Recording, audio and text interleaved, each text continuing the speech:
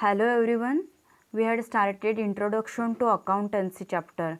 So in previous lecture we had studied the different accounting concepts. These accounting concepts means what? These are the basic assumptions or conditions upon which the science of accounting is based.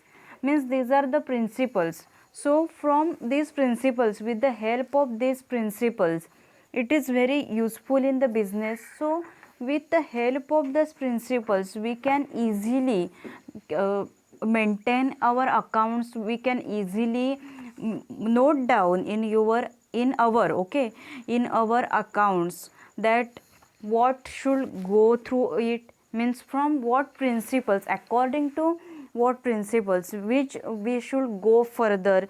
So that we had studying in these concepts. So previous lecture, in first lection we had studied the definition of accountancy. It's an art of recording the business transactions in the books. Then we had studied these different terms. These are the used in accountancy. These are the basic terms which are used in accountancy. So and that's the revenue is there. So I told you the example that revenue, in revenue means what is that income which is received from the sale of goods or services. I had given the example that I sold a pen, means I purchased this pen for rupees 20 and I sold it to rupees 25. So this 25 is the revenue.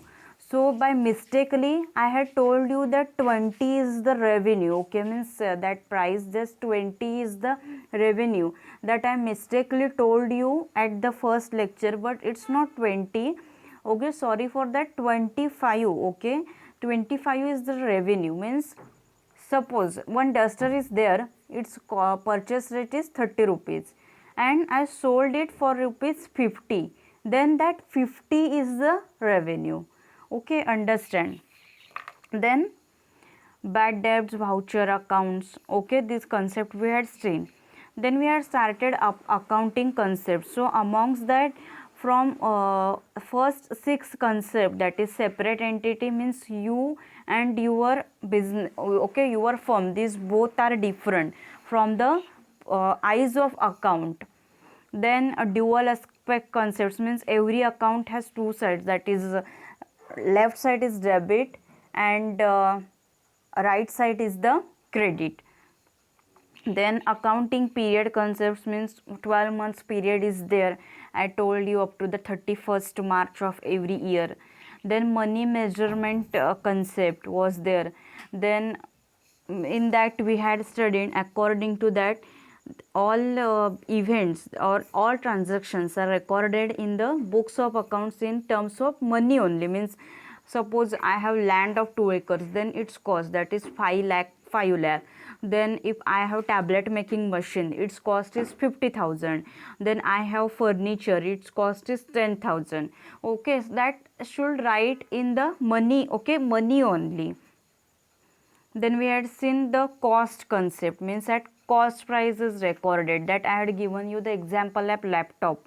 Then actual event concepts, means what, according to this concept, when then that event is taking place actually, that time only when entry is recorded. For example, if suppose one customer एक customer माझ्या मेडिकलमधून 1000 रुपीजची medicines घेऊन गेला. So 1000 rupees transactions झालं. तो घेऊन गेल्यानंतरच मी माझं बुक ऑफ अकाउंट जे आहे त्याच्यामध्ये रेकॉर्ड करायचं. असं रेकॉर्ड करायचं नाही ॲडव्हान्समध्ये. माझ्याकडून एखाद्या कस्टमरने मला कॉलवरती सांगितलेलं आहे की मी तुमच्या मेडिकलमधून 1000 रुपीजची मेडिसिन्स घेऊन जाणार आहे. सो ते मी अगोदरच रेकॉर्ड नाही करून ठेवायचं. जेव्हा तो actually practically when he will come and he will buys that medicines, then and then only we should made entry, we should record in our account. So now we will move towards another concept, that is the going concern concept. So going concern concept means what? If you remember, in the joint stock company we had seen that if the death of any person is occur, means amongst that members or in cooperative society also we had studied, if the death of any members is occur, then it does not affect on that firm, means that firm is going on or that business is continuously going on for long years. Okay, so this concept is here is that your business, okay, your business, your firm, that should be continue for a longer time. Okay, means see, when you are starting any business, suppose I started to open medical, okay, pharmacy, chemist and druggist. Suppose I started to open a medical, then that time my aim doesn't aim that I will start the medical for I will keep continue for 6 months only. Okay, okay, if suppose I had decided that I will open a medical and I will keep for that 6 months only. Okay, then who will give me loan? For example मला medical काढायचं आहे आणि मी जर असं ठरवलं की मी फक्त 6 महिन्यासाठीच मी आता मेडिकल काढणार आहे, तर अशा सिनारिओमध्ये मला बँक तरी लोन देईल का? मला रेंट, ओके, रेंटवरती काय करायचं आहे, गाळा घ्यायचा आहे, फर्निचर बनवायचं आहे, ओके, त्याच्यानंतर डिफरंट डिस्ट्रीब्युटर्सकडून गुड्स तर आणावे लागणार, मेडिसिन्स आणावे लागणार. ओके, सो अशा सिनारिओमध्ये मी जर म्हटलं की मी 6 मंथच तेवढा बिझनेस करणार आहे, तर अशा सिनारिओमध्ये मला बँक तरी लोन देईल? बँक बोलेल का की 6 महिने तुम्ही बिझनेस करणार, त्याच्यातून तुम्ही काय प्रॉफिट करणार, काय तुम्ही आमचं लोन रिपे करणार? ओके, सो अशा केसमध्ये मला बँक काय करू शकत नाही, तर लोन देऊ शकत नाही. देन सी, क्रेडिटर्स असतात, म्हणजे कोण, डिस्ट्रीब्युटर्स असतात. सो ते डिस्ट्रीब्युटर्स तरी मला, मी सांगितलं डिस्ट्रीब्युटर्सना मी 6 महिने फक्त माझं मेडिकल आहे ते ओपन ठेवणार आहे आणि ते 6 महिन्यानंतर मी ओके शटडाऊन करणार आहे बिझनेस माझा. सो मला ते क्रेडिटर्स आहेत ते तरी गुड्स देतील का अशा सिनारिओमध्ये? तर obviously no. So going concept means, see, according to this concept, it is assumed that the business will continue for an indefinite period and transactions are recorded from this point of view. म्हणजे जी काही बिझनेसची transactions होणार आहे ती हेच consider करून की business आपल्याला लॉंग टाईम करायचा आहे, हेच कन्सिडर करून केली जातात. See, with this Nestle, Microsoft, when these companies are came into the market, that time they were very small companies and nowadays they are become very the largest companies. So their aim is that, त्यांचा M काय होता Nestle Microsoft कंपनीचा, त्यांनी स्मॉलपासून start केलं but daily they growth in their business and that time तेव्हा त्यांचा business main motto काय होता त्यांचा, तर पुढे जाऊन नेस्ले ही कंपनी आहे ती आपल्याला खूप मोठी करायची आहे. Okay, so see, going concern म्हणजे काय, तर इनडेफिनाईट पिरियडसाठी तुम्ही तो बिझनेस करताय तो असला पाहिजे आणि त्याच्यानुसारच ते कन्सिडर करून तुम्हाला जी काही ट्रान्झॅक्शन्स आहेत ती तुम्ही केली पाहिजेत. See, a firm is said to be going concern when enterprise has neither the intention nor the necessity to wind up. त्या फर्मला, एखादं जर फर्म आहे, बिझनेस आहे, एखादी फॅक्टरी आहे, ती जर ओपन केली आहे, तर त्या फॅक्टरीला गोईंग कन्सर्न असं कधी म्हणता येईल? गोईंग कन्सर्न कधी म्हणतात त्याला, की तेव्हा त्या कंपनीचं असं काहीही इंटेन्शन नसतं किंवा त्यांना अशी काही गरज नसते की बिझनेस बंद करायची, अशी गरज नसते, तेव्हा त्या कंपनीला गोईंग कन्सर्न असं म्हणतात. सो सी, हेच म्हणजे on the basis of this concept the outside parties will supply the goods and services and enter into long-term contracts such as giving loans, then giving goods on credits to the firm. Okay, so जेव्हा going concern असेल, long टाईम्सच असेल, तेव्हाच ह्या सगळ्या facilities आहेत, बँककडून loan, त्याच्यानंतर goods क्रेडिटवरती त्या दिल्या जातात. So therefore the business should go on and continue to operate at its present scale. आता see another example. सपोज एखादी कंपनी आहे, ओके, त्याचा प्लॅन दिल्लीमध्ये ती कंपनी स्टार्ट केली आहे, एका बिझनेसमनने फार्माची मोठी कंपनी स्टार्ट केली आहे. ओके, त्याच्यासाठी 1 करोड रुपीज इन्व्हेस्ट केलेत त्या बिझनेसमनने कॅपिटल. ओके, सो बिल्डिंग परचेससाठी त्याने 30 लाख ओके 30 लाख इन्व्हेस्ट केले. फर्निचर 10 लाखचं बनवलं आहे. प्लांट आणि मशिनरी 40 लाखची आहे. बँक लोन घेतलं आहे. सो फिक्स असेट ज्या असतात त्या ह्याच बेसिसवरती क्रिएट केल्या जातात.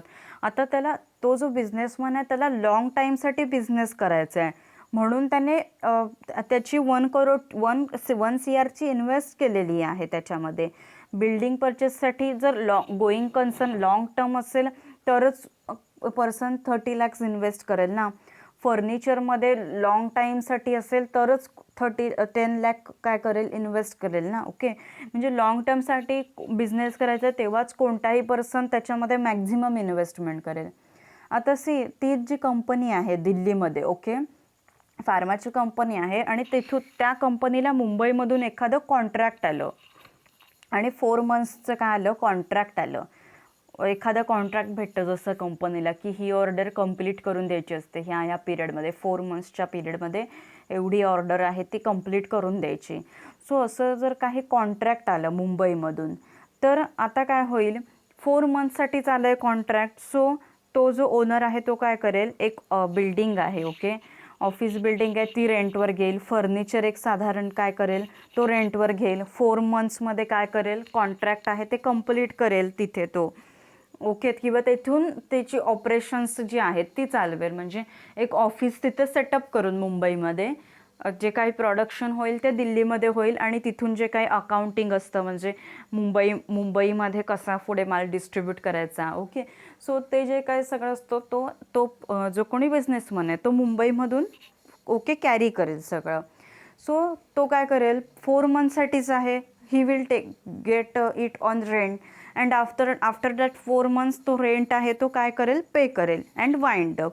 ओके, सो फिक्स असेट्स ज्या आहेत त्या ह्याच बेसिसवरती म्हणजे गोईंग कन्सर्न लॉंग टाईमसाठी बिझनेस चालेल ह्याच पॉईंट ऑफ व्ह्यूने कन्सिडर केल्या जातात किंवा परचेस केल्या जातात. फिक्स असेट्स आहेत किंवा क्रिएट केल्या जातात. Understood this going concern concept. Then next is the realisation concept. So realisation concept म्हणजे काय असतं ह्याच्यामध्ये, it say when you are going to show revenue in your books of account. Okay, म्हणजे revenue जो काही आहे बिझनेसमधला तो तुम्ही कधी लिहिणार तुमच्या ओके बुक जे आहे अकाउंटचं बुक असतं, रेकॉर्डिंग बुक्स असतं अकाउंटचं, त्याच्यामध्ये रेव्हेन्यू आहे तो कधी लिहिणार तुम्ही, म्हणजे तुम्हाला रिअलाईज झालं. आता फॉर एक्झाम्पल माझं मेडिकल आहे आणि एका कस्टमरने माझ्याकडून 1000 रुपीजची मेडिसिन्स नेली. ओके, सो 1000 रुपीजची मेडिसिन्स नेली आहेत, आज नेली आहेत. Okay today 11th October. Okay 11th ऑक्टोबरला जर नेली आहेत मेडिसिन्स तर 11th ऑक्टोबरला काय होईल, मी माझं बुक ऑफ अकाउंट आहे त्याच्यामध्ये रेकॉर्ड करेन. Okay, but suppose that person says, that patient says please give me that on credit, मला हे क्रेडिटवरती द्या, उधारीवरती द्या औषधं. सो मी उधारीवरती औषधं देणार त्या पर्सनला.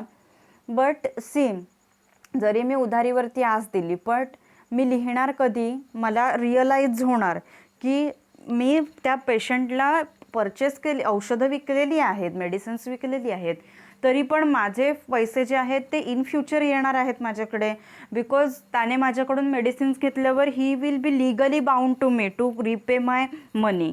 ओके, अदरवाईज त्या जर पर्सनने माझे मनी रिपे नाही केले तर मी काय करू शकते, तो जो कोणी पेशंट आहे त्याच्यावरती केस करू शकते. माझे पैसे, माझ्या बिझनेसचे पैसे आहेत त्यांना, ओके ते मी काय करू शकते त्या पर्सनवरती, I will do a case on him in court, मी कोर्टमध्ये केस करू शकते त्या पर्सनबद्दल. ओके, सो मला जेव्हा रिअलाईज झालं, ओके जेव्हा मला रिअलाईज झालं की आज ह्याने माझ्याकडून 1000ची मेडिसिन्स नेलेली आहेत आणि इन फ्युचर जरी क्रेडिटवर नेली असली तरी इन फ्युचर मला ह्याचे पैसे भेटणार आहेत, सो मी ते रेकॉर्ड करणार माझ्या रेकॉर्ड बुकमध्ये. माझं बुक ऑफ अकाउंट आहे त्याच्यामध्ये मी काय करणार, रेकॉर्ड करणार. So first point, according to this concept revenue is considered as being earn on the date at which it is realise. म्हणजे आज जर नेल्यात, आज मला रिअलाइज होतं की जरी नेलं त्याने क्रेडिटवरती नेलं तरी तो पैसे आणून देणार मला रिअलाइज झालं आहे. ओके, सो मी माझ्या बुक ऑफ अकाउंटमध्ये काय करणार, रेकॉर्ड करणार.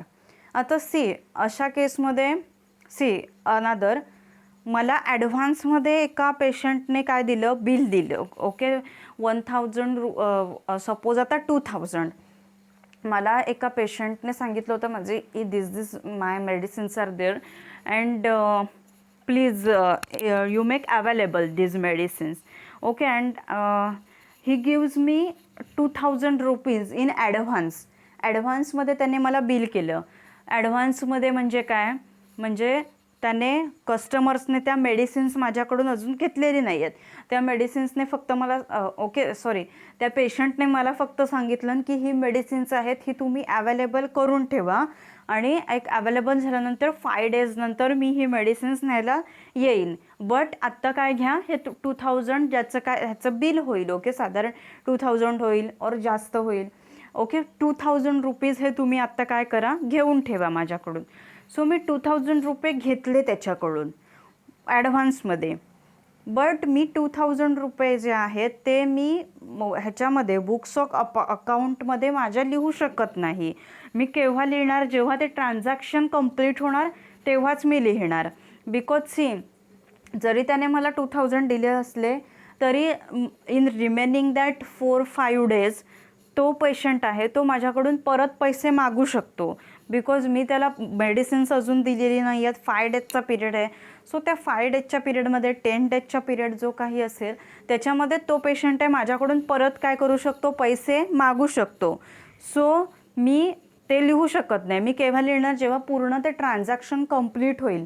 पैसे त्याने दिलेत मला, मी त्याला मेडिसिन्स दिली, जेव्हा ट्रान्झॅक्शन कंप्लीट होईल तेव्हाच मी ते लिहिणार. Okay, this is realisation concept. म्हणजे रिअलाइज जेव्हा होतं, रेव्हेन्यू कधी जनरेट, ओके, रेव्हेन्यू जनरेट होतो तेव्हा जे रिअलाइज होणार तेव्हा कशामध्ये एंट्री करायची, तर बुक ऑफ अकाउंट जे असेल, आपली रेकॉर्ड बुक असेल तेव्हा त्याच्यामध्ये एंट्री करायची. देन सी, जे काही इंटरेस्ट, ओके, इंटरेस्ट भेटतं, कमिशन जे काही भेटतं. सो ते पण जे पूर्ण ते रेकॉर्ड, त्याचं जे ट्रान्झॅक्शन कंप्लीट झालं त्याच्यानंतरच काय करायचं असतं, तर रेकॉर्ड करायचं असतं. मीन्स सपोज मी जर एखादं काय केलं आहे, एखादा सेल केला आहे आणि त्या सेलमागे मला एवढं इन्कम आहे. सपोज मी क्लॉथचा बिझनेस करते आहे आणि मी 100 क्लॉथ्स जे आहेत ते विकलेले आहेत. बट त्याचं 100 क्लॉथ्स म्हणजे विकून झालेत, बट त्याचं इन्कम जे आहे मला इन फ्युचर मिळणार आहे. सो मला माझे क्लॉथ्स विकून झाल्यावरती माझा तो सेल करून झाला. सो दॅट टाईम मला रिअलाईज होतं की मला काय भेटणार आहे, ह्याचा रेव्हेन्यू भेटणार आहे. सो मी ते काय करायचं, नोट करायचं. रिअलाईज झाल्यावरती माझं जे बुक ऑफ अकाउंट असेल त्याच्यामध्ये काय करायचं, रेकॉर्ड करायचं. So see, it means on the date when the goods are passed to the buyer either for a cash or some other asset or for an agreement to pay in cash. म्हणजे जसं commission like that or like some other assets like that, किंवा जे agreement झालेलं असेल, agreement होतं बरोबर, bond paper आणि sign करून ॲग्रीमेंट होतं की ह्याचं इन्कम आहे आफ्टर 2 years, आफ्टर 1 year, किंवा जसं असतं की तुम्ही एवढ्या सेल करून द्या मला, मग तेवढा सेल झाला की जे काही तुमचं इन्कम असेल ते तुम्हाला भेटेल. सो ते कधी लिहायचं, त्या पर्टिक्युलर डेटला, on the date when goods are pass to the buyer. जेव्हा ते बायरकडे जातील त्या वस्तू, त्या पर्टिक्युलर डेटला लिहायचं. सी, अनादर एक्झाम्पल, समजा I am a wholesaler. Okay, मी काय आहे, होलसेलर आहे दिल्लीमध्ये. ओके, आणि मी काय केलं, एक बॉम्बेमध्ये मॅन्युफॅक्चरर आहे, त्यांना मी ऑर्डर दिली 15th मेला. ओके, सी केअरफुली, 15th मेला मी त्यांना काय दिली, ऑर्डर दिली. त्याच्यानंतर ते मॅन्युफॅक्चरर आहेत, त्यांनी ती सगळी ऑर्डर बनवून मला पाठवली. कधी, 3rd जूनला पाठवली. 15th मेला मी ऑर्डर दिली, 3rd जूनला त्यांनी मला ऑर्डर पाठवली आणि मी त्यांचं पेमेंट आहे, त्यांचं पेमेंट मी कधी केलं 20th जूनला. ओके, 20 जूनला मी त्यांचं पेमेंट केलं. सो ह्याच्यामध्ये काय असतं, रेव्हेन्यू जो आहे तो कधीपासून कन्सिडर केला जातो, 3rd जूनला मला त्यांनी काय केलं आहे, पाठवला आहे माल तो. ओके, सो आता त्यांनी मला माल पाठवला आहे, सो तेव्हापासून रेव्हेन्यू आहे, 3rd जूनपासून रेव्हेन्यू कन्सिडर केला जातो. मी त्यांना ऑर्डर दिली 15th मेला, तेव्हा कन्सिडर केला जात नाही, किंवा इव्हन मी त्यांचं पेमेंट जरी केलं 20 जूनला तेव्हा पण कन्सिडर केला जात नाही. त्यांनी मला 3rd जूनला ओके त्या गुड्स होत्या त्या पाठवल्या, सो 3rd जूनपासून तो जो रेव्हेन्यू आहे कन्सिडर्ड केला जाणार. म्हणजे 3rd जूनला त्यांनी मला गुड्स पाठवल्या, 4th जूनला माझ्याकडे आल्या त्या. ओके, सो मग तिथपासून त्या पिरियडपासून त्याचा जो काही सेल होईल it's considered as a revenue. 3rd जूनला ओके आलं, ओके पार्सल त्यांनी सेंड केलेलं आहे, ट्रान्सपोर्टने त्यांनी पार्सल सेंड केलेले आहेत. सो तेव्हा मी रेकॉर्ड करायचं की एवढे 100 क्लॉथ्स जे आहेत दॅट ते माझ्याकडे आलेले आहेत आणि त्याचा रेव्हेन्यू मला भेटणार आहे इन फ्युचरमध्ये.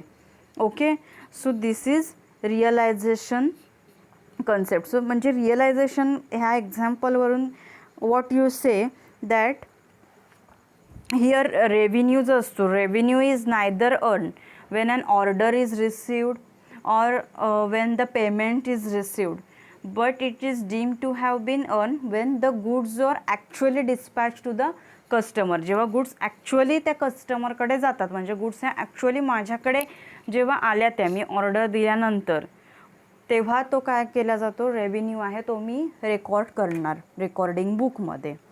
Okay, this is realisation concept. Then next is the accrual concept.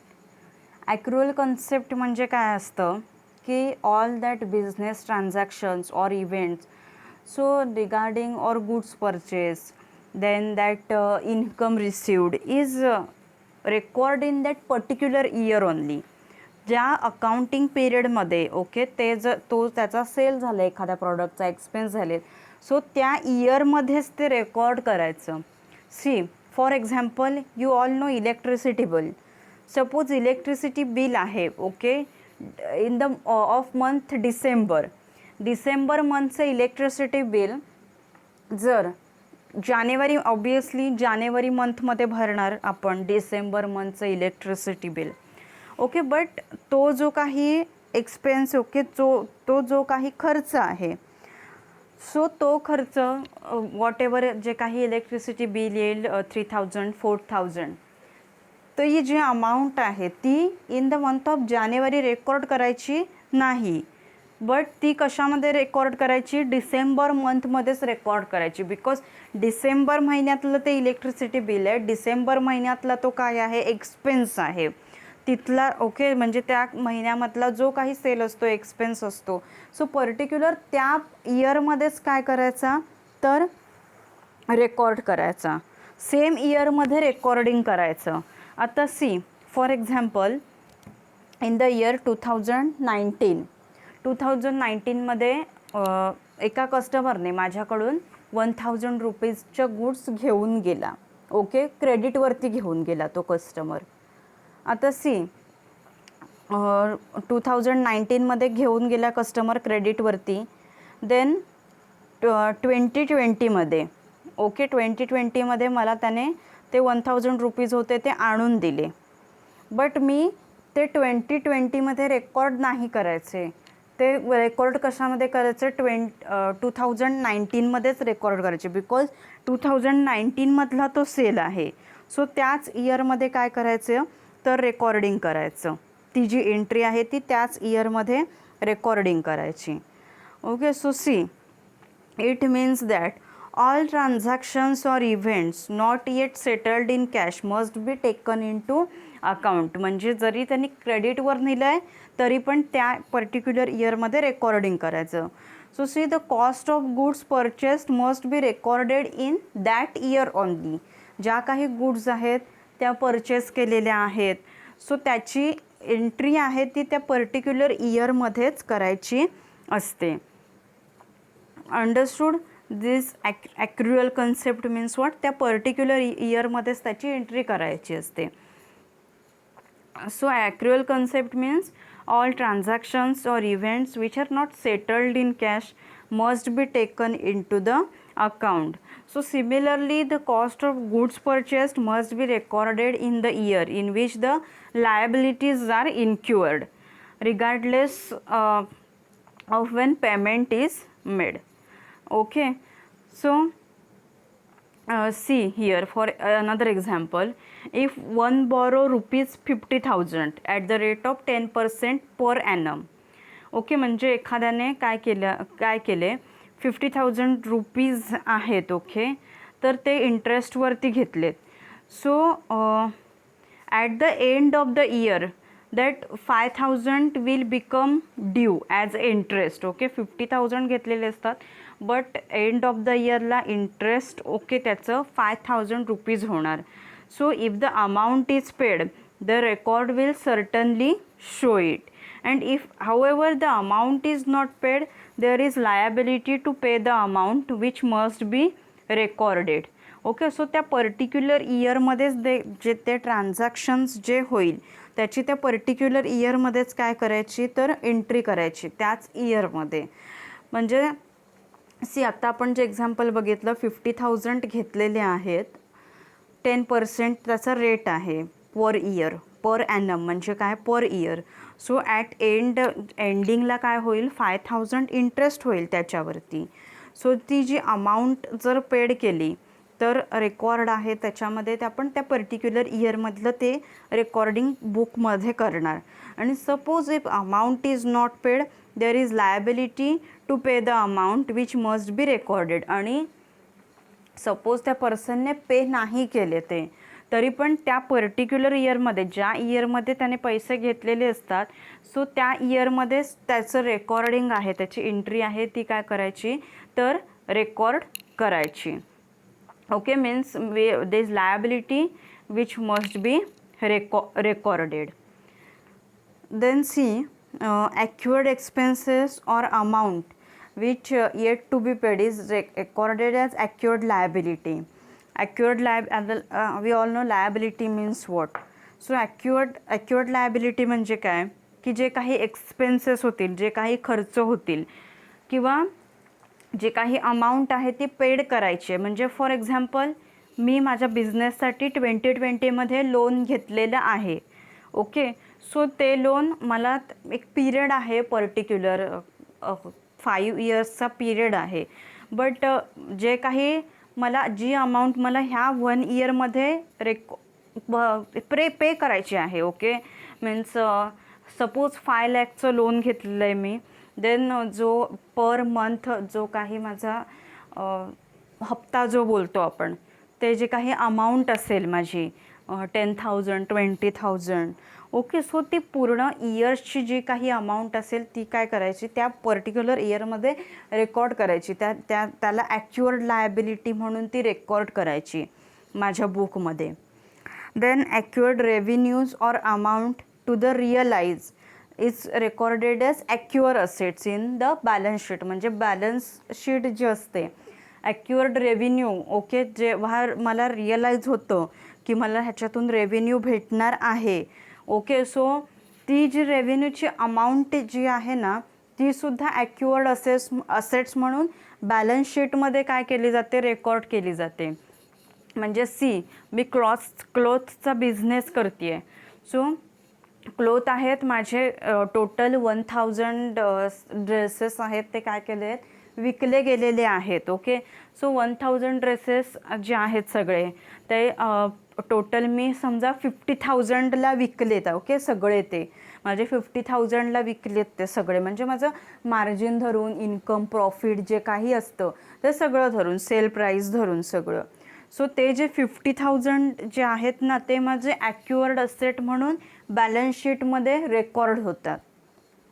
Okay, this is accrual concept. ह्यालाच ॲक्रुअल कन्सेप्ट असं म्हणतात. म्हणजे ती जी एंट्री आहे ती पर्टिक्युलर त्या अकाउंट पिरियड जो असतो, ते अकाउंटिंग इयर जे असतं त्याच अकाउंटिंग इयरमध्ये काय करायचे, रेकॉर्ड करायची असते ती amount. Okay, this is accrual concept, ह्याला ॲक्रुअल कन्सेप्ट असं बोलतात.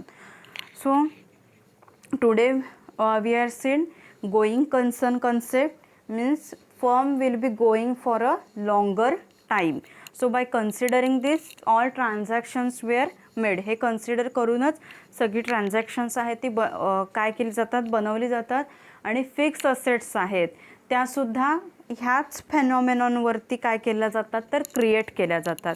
Means fix assets like building, land, machineries, plant and machineries, furniture, like that only. Then we had seen realization concept. So realization means what? When it says when you are going to show revenue in your books of accounts, that is when you are realize that this money will come to me. if credit वर घेतले purchase केले असतील, credit वर घेतले असतील, तेव्हा तुम्हाला वाटतं की ह्याच्यातून रेव्हेन्यू मला भेटणार आहेच ओके इन फ्युचर, किंवा सेल झाला असेल तेव्हा तो काय होतो, it's a revenue. That is realisation concept. Then accrual concept. Accrual concept means in that you have to first identify that revenue from which accounting period. It's from 2019-20 and then you have to record in that particular year only, means that accounting period only when it's happen in that year. त्या इयरमध्ये okay जेव्हा ते transactions झालेलं आहे or when that events takes place in that particular year. So त्या इयरमध्येच काय करायचं तर रेकॉर्ड करायचं असतं okay. So this is about the accounting concept. There are total 9 accounting concept we had seen. That is, first one is the separate entity concept, or it's called business entity concept. Then dual aspect concept, then accounting period concept, money measurement concept, cost concept, actual event concept, going concern concept, realization concept. See, realization concept is also called as revenue recognition concept also.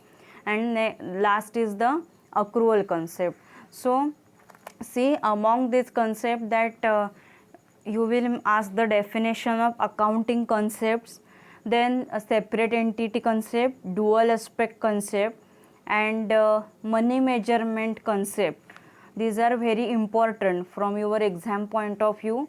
In that त्याच्यावरती तुम्हाला खूप वेळा questions विचारलेले आहेत. हे जे 3 concept सांगितले आत्ता त्याच्यावरती तुम्हाला खूप वेळा प्रश्न विचारलेले आहेत. And this definition of accounting concepts okay. So today we will stop over here. So next lecture we will start accounting conventions, then bookkeeping, double entry system and types of accounts. So if anyone having difficulty, if anyone not getting anything from today's lecture, then ask me freely. Okay, we'll stop over here. Thank you. Happy learning. Stay safe.